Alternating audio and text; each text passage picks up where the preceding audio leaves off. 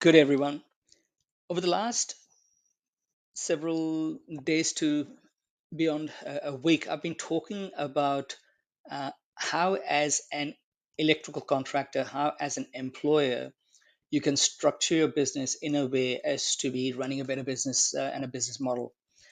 A question was asked to me by one of the contractors that, as a recruiter for talent, why do you put forward these sort of videos?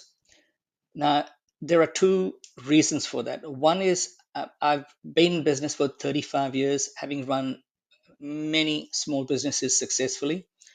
So it comes from I guess, a space of knowing that particular segment of how to run a small business and what it takes to run a small business. But the second part of that is that um, to be able to recruit the best talent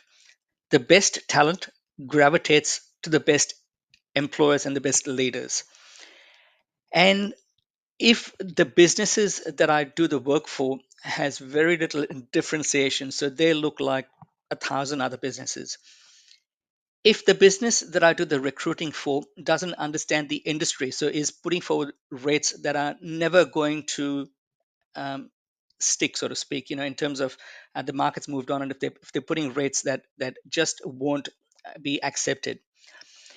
If the employer that's currently looking for talent and I'm doing the work for as a recruiter, if they don't have aspects that satisfy basic pain points that job seekers have, such as providing variety of work, such as having a clear cut in a career pathway that they could perhaps be able to follow, it is impossible for a recruiter. It's impossible someone that matches the best talent with the best employers. And it goes on the premise that it is for employers and leaders within those businesses uh, that are able to have good individuals gravitate through to them.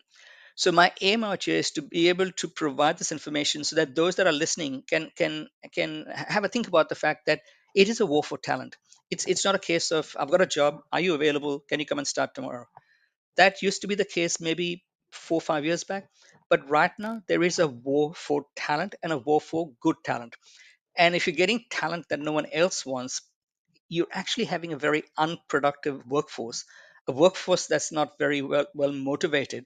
So my interest is to put this out there so that I first of all convey that to employers to have a think about what I'm saying, to be able to realize that unless they're clear in their strategy, in their marketing, and in aspects of differentiation, they're just not going to win this war.